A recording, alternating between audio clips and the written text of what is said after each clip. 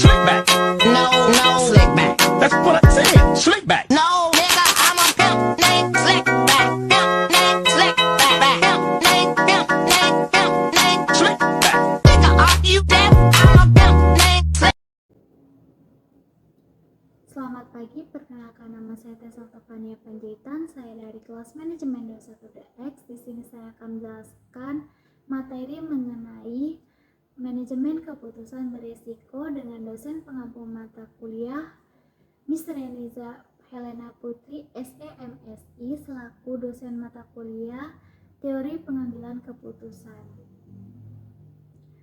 Baiklah, di sini saya menjelaskan apa sih manajemen keputusan risiko. Manajemen keputusan risiko merupakan suatu ilmu yang menggabungkan antara dari risiko dan juga keputusan untuk dilihat dari di mana agar mampu memberikan hasil sesuai dengan pengharapan para pengambil keputusan untuk mengerti dan memahami persoalan secara komprehensif dan realistis sesuai kondisi yang ada di lapangan. Tahap-tahap dalam melaksanakan manajemen risiko. Risiko apa saja yang akan muncul dalam proses bisnis? Yang pertama, mengidentifikasi risiko di sini adalah kegiatan untuk mengidentifikasi semua risiko usaha yang dihadapi, baik risiko bersifat spekulatif maupun risiko yang sifatnya murni. Yang kedua, menetapkan ukuran risiko di mana pihak manajemen sudah menetapkan ukuran atau skala yang dipakai, termasuk rancangan model metodologi penelitian yang akan digunakan.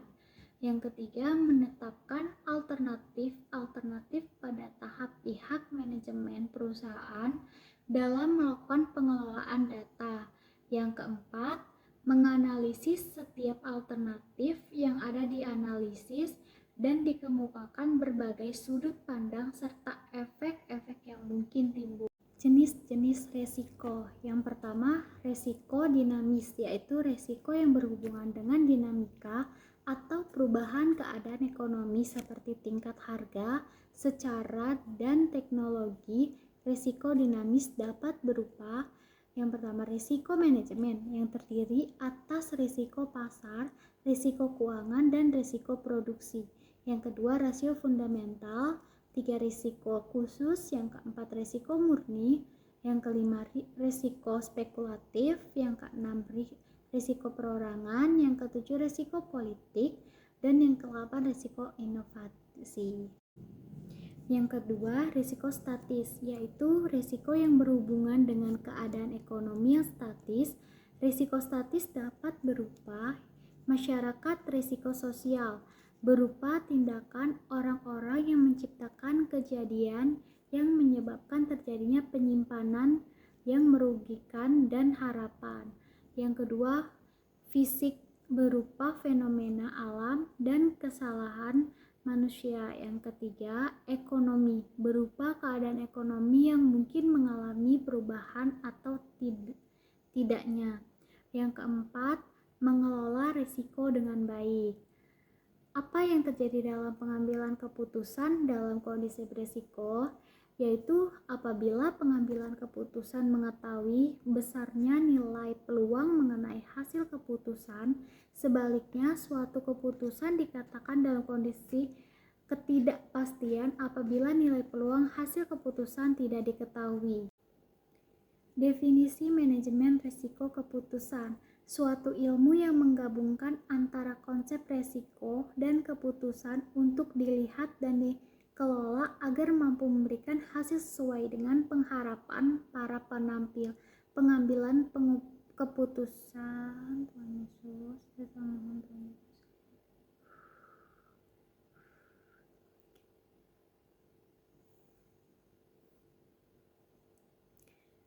Definisi manajemen risiko keputusan, yaitu suatu ilmu yang menggabungkan antara konsep risiko dan keputusan untuk dilihat dan dikelola agar mampu memberikan hasil sesuai dengan pengharapan para pengambil keputusan.